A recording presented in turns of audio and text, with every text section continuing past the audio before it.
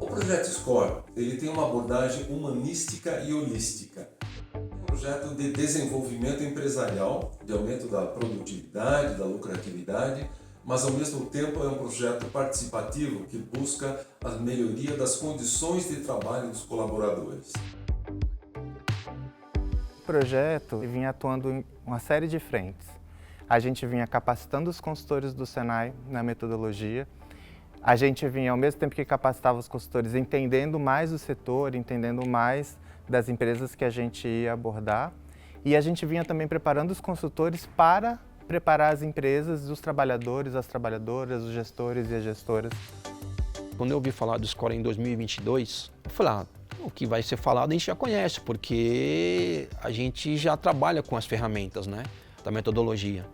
Mas, para surpresa, não só minha como do time, né, a gente viu que a abordagem é muito diferente, né? A gente vê a forma de tratar, a forma de lidar. Quando a gente está falando de um setor, como é o setor de confecção no Brasil, que é altamente pulverizado, com empresas muito familiares, a gente ainda tem uma capacidade instalada, uma capacidade que muitas vezes não é bem utilizada, já pronta. A gente utilizar o que a gente já tem de uma forma otimizada. Durante o início da nossa implementação, em nossas primeiras visitas, era notável que as empresas estavam um pouco desconfiadas se a metodologia seria realmente eficiente, porque muitas delas já tinham feito outros processos de consultoria falando sobre produtividade, então elas não conseguiam entender qual que era o diferencial do SCORE.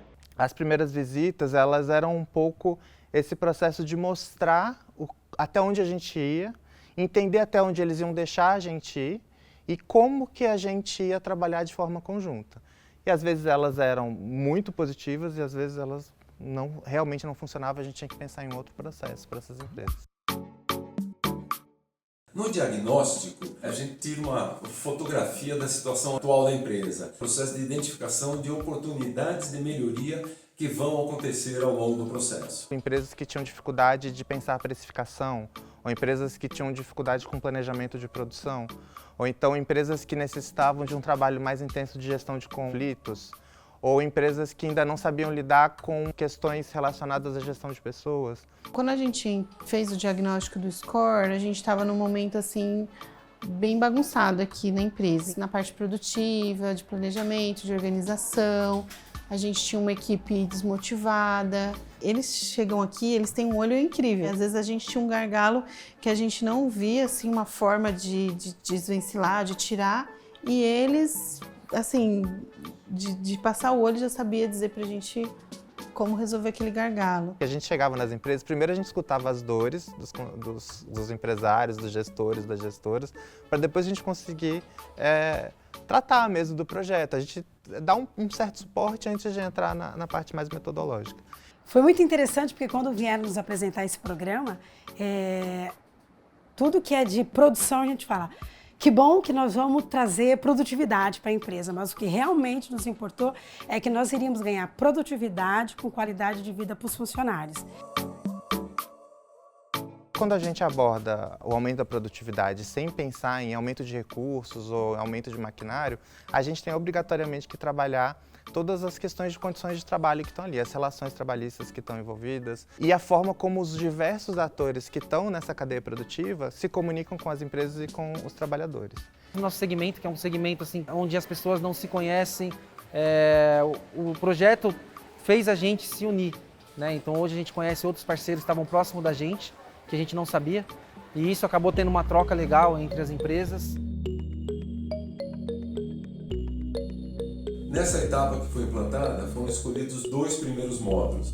O primeiro de cooperação no local de trabalho e o segundo de empresa responsável.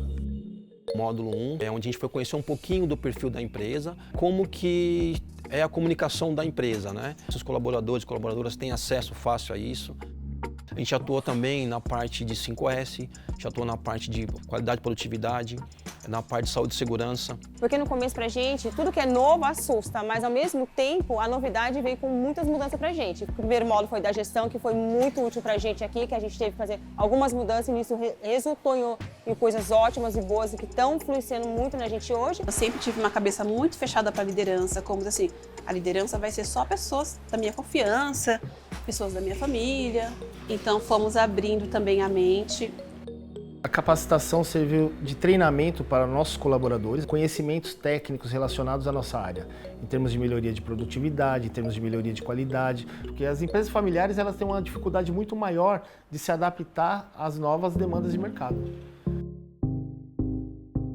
No módulo de empresa responsável, são trabalhados temas de respeito e diferença, desigualdade, discriminação, preconceito, ética profissional. A gente entendeu que faltava uma outra questão importante a ser abordada, então a gente adaptou esse módulo, criou um capítulo sobre diversidade, equidade e inclusão. Ao todo, nós desenvolvemos diferentes temáticas dentro do universo da diversidade e inclusão. Então, nós falamos de raça, de gênero, de orientação sexual e identidade de gênero, então as identidades LGBTQIA+. Às vezes a gente pensa que sabe, mas assim, a gente cada dia vai aprendendo um com o outro.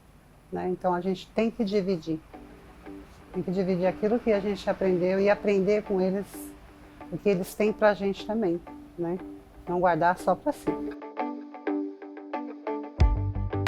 Após a capacitação, acontece uma terceira etapa, que são as visitas técnicas, que são visitas de apoio e monitoramento à implantação do projeto. O treinamento são 2 ou 3 dias e as visitas e a implantação do projeto são 3 meses de acompanhamento. As visitas técnicas foram fundamentais para que nós pudéssemos implementar o que foi visto na teoria. Porque o que você vê na teoria, muitas vezes na prática não se aplica ou aplica de uma forma diferente. E é importante lembrar que as empresas, elas não pararam as atividades, elas trabalharam concomitantes ao SCORE.